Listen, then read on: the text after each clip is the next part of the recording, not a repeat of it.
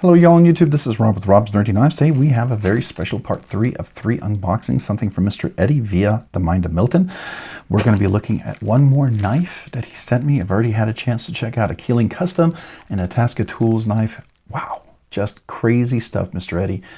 I feel humbled to be able to check out a few of your knives of your collection, and I'm very grateful to you. Thank you. So let's see what number 3 is. Probably something even more ridiculous, something over the top. But let's enjoy this. Let's enjoy this together and take a look. All right, today I'm opening up my number 3, part 3 of 3 unboxings with my Quick Carry Rincon knife. Valley Blade Works, deep laser etching on this knife. Love this knife. Feel like it would be a good knife to do unboxings because it's sharp, hollow grind, beautiful knife, and it says Rob's Nerdy Knives. Why not?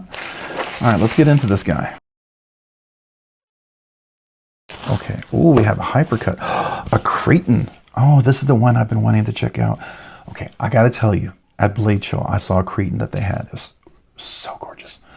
It had this beautiful Damascus, Damascus anodization. I loved it.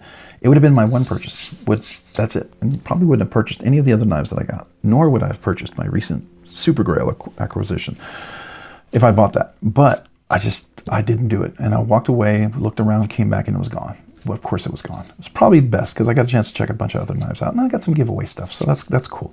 But someday, this is the Hypercut is somebody on my list now that I want to get a Cretin from. Definitely want to get a Cretin from. So this is amazing. So let's take a look. This particular one is S45VN blade steel. It is frame is titanium, liners titanium, spacers titanium, pivot is titanium, pivot collar black Damascus, nice thumb studs, zirconium, the clip titanium. Serial number 2. Number 2, wow, that's like way early. So let's take a look. Magnetically held in place, includes a screw, nicely carried in there so it doesn't fall out. That's smart. So here we are, a Cretin. Now this looks like one you could possibly use, but then I see that Damascus clip and I'm like, well, maybe not. Okay, wow, okay, that's stunning. That's really nicely done. The colors there, okay. So I've done a little anodization with fire just to fix something. And I will tell you, there's an anodization you do in the beginning. It's very dark. It's not like this. And it's kind of basic. And it works great with dark scales, right? Then there's a second one. It kind of goes gold. And it's very plain. There's not any colors there. It's all kind of golden, which is kind of cool if you're trying to match something. And then you get this right before you go from gold to another gold. This is the in-between. This is this beautiful kind of colors, because you can see the touch of the gold that's in there because you've already gone past that, but the other colors are starting to show out. So this is the one that takes a little bit of time. After this, there's like 2 more levels where you go gold, like lots of gold with the colors, and then green. And that's like takes a lot of heat and a lot of time. I love this color, and I think it matches this really well. Zirconium pivots, really nice. Love the multiple layers. That's really cool. Okay, zirconium back spacer. Oh, ooh. That's a cool finish on the clip. I'm digging that. Nice, yep, definitely some good flexibility, plenty of room. Beautifully rounded. This is what I remembered. I really like this a lot. So I'll show you why. The Hypercut was a little bit much for me, but when I saw the Cretin, I was like, I gotta get one of these. Look at that. Now, this is as crazy as I'll go, but this works. It really works when you get it in hand. Ooh, look at that beautiful satin finish. I almost want to say this is hand satin. It looks built satin like this, but it's done so well that it makes me think there's some little touch of hand satin in there. Yeah. Okay, we got jimping. Not super aggressive, not super useful. It's there. I mean, you're going to probably have a better chance being held in place with the giant thumb studs, which is fine. It's definitely there. So it at least gives you a sense of where your thumb is, but if you've got gloves, it's not going to really, I don't think it's going to do much. Not super great, but again, this is not a knife that you're going to be likely chopping wood with and stuff. I mean, you could, I guess. It is a liner lock. Looks like titanium liner lock. We've got a, what do we have in there for, I can't see. Is it a detent ball or a detent nub? I forget what he does. If he's one of the guys who does the nub, he's got a detent ball. Yep, definitely in there. This is an inset liner lock for sure. He's got some writing in there. What does it say? Let's see if I can see it. This is number 2. Wow, so this is one of his early, ooh, look at the floating backspace. Can you see that? I don't know if you can see that. Look at the floating backspace. That's kind of cool. I dig that. Nice touch, nice touch. It gives it a really cool, unique feel there. I love this finish. That's just stinking awesome. Beautifully rounded everywhere. No sharp edges. Even in here, beautifully taken care of. Every little detail. Love the cutaway. Chamfering in here, chamfered in there. Feels really good in hand ergonomics. I've got big meaty fingers, right, with large hands. I can go all the way to the end. You can kind of go to the end if you've got really big hands right here, but you easily, this is meant to choke up like this. And this is not sharp, it's nicely rounded, so when I squeeze in, it fits right in there really well. So that's comfortable. Yeah, really nice. Let's do the release. Okay, let's see the action. Okay, oops, let's see that again. Flip. How do we do that? All right, so let's figure out where's the detent. Detent's right there. So once you clear the detent, now when we drop, you can drop right there. So just keep that in mind. It's not going to be a guillotine, so if I go a little high and I drop here, I can catch it where I'm still clear of the choil and that little sharp tip, so I can catch it without guillotining my finger. So that's definitely possible. So let's do that again. Yeah, so I'm catching it, not worried about hitting the blade, the finger. Yeah, it's good, I'm cleared, which is nice, right? Let's do this left-handed because it's a liner lock. It should work really well left-handed. It is right-hand tip up only, so just keep that in mind. But I should be able to reverse flick nicely, which I can. Let's see if I can do the finger over the top. Absolutely, absolutely. That works well. Let's see, how about, can we do the front flip?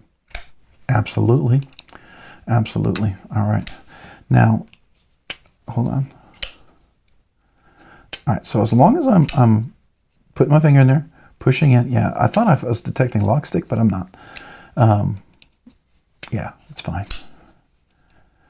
Oh, it's the detent ball. Okay, so when I clear in here, you can feel the detent. Now, is there a ramp on there? Does he have a ramp? Let me see. There's a slight ramp right there. That's where it goes right there. I don't know if you can see that, but it does.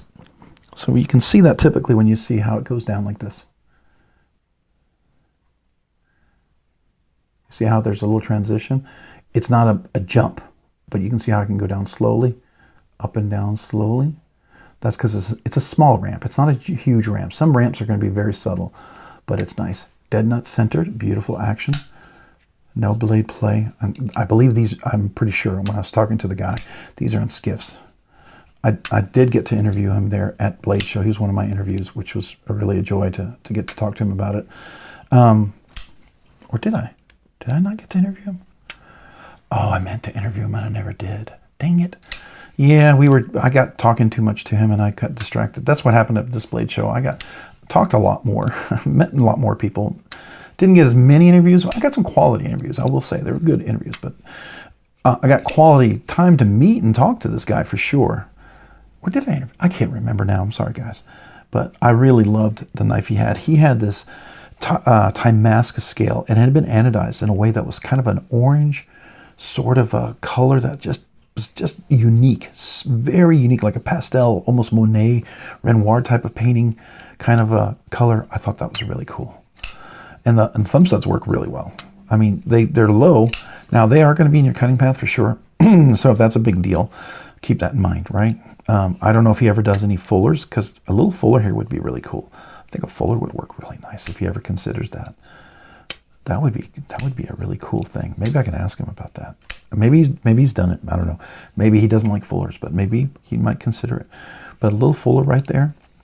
It wouldn't have to be big, just a long little line follows the line there. You can get this meat of your finger, a little edge. That's all you would need, and man, that would be fun. Then you don't have to worry about the thumb stud being in your cutting path, right? Because this is the kind of knife you could definitely use and kind of be a workhorse, but it does have some beautiful accents that make it really nice. Still very nice presentation. All right, Mr. Eddy, these are some banger knives. Seriously, dude, seriously. All right, so let's zoom in on this guy. You can see this beautiful hollow grind. The Cretin is really cool. The Cretin is nice. Damascus pivot. Now look at those thumb studs. Nice scaled, multiple layers. There's the jimping on top, beautifully chamfered on the top. No sharp edges, really nice. Kind of a, I don't know if you want to call this a reverse tanto. Is this a clip tanto Warren foot? I don't know. Call it modified, right? Beautiful Damascus pivot collar with the zirconium pivot. I believe that's titanium. That's dark Damascus, and that's Damascus. Okay, and then we got blacked out screws. You can see in here there's no hollowing. Whoa, wait, whoa. That's an incredible amount of hollowing in there. That's really, really cool. kind of like a little honeycomb pattern or whatever. That's really nice. Then you've got the inset liner lock, which is nice. The floating backspacer, the clip gives you plenty of room. You can see that right here. I don't know if you can see the floating spot. Yeah, there you go. See the floating backspacer. I think that's cool. And then let's see here. We looked at this, then we looked at this over here. I love the finishing on that. Isn't that really cool? It's unique. It looks like a kind of a weathered look. I love it. I love it. All right, so here we got the pivot collar back here. No billboarding of any kind, which is nice. A lot of his stuff is written, I think, inside on here. Don't know if we can see that necessarily, but there's some writing in there saying this is number 2. So he has number 2, the second one made, I guess. That's pretty stinking cool. All right, so let's look at the lockup. We're at, I'm going to say 50%, somewhere around there, 50, 40%. All right, let's go ahead and drop the blade, and you can see it's nice and dead nut centered. Really nice, really, really nice. Okay, let's flip it. Let's do a nice little money shot here. So here we are with this beautiful, beautiful blade. Really gorgeous. I want to highlight the hollow grind, so I'm going to get a nice angle there for my little thumbnail shot. All right, let's look at the back. A beautiful weathered clip. And again, this is one of those where I think I might do the back with a clip. Typically, you know, the show side is what you want to show, but this clip is cool enough with the Timascus pivot collar and everything. I think we need to do that. All right, so, hey, if you found this content fun, interesting, worthwhile, or informative, would you please consider hitting the like button down below?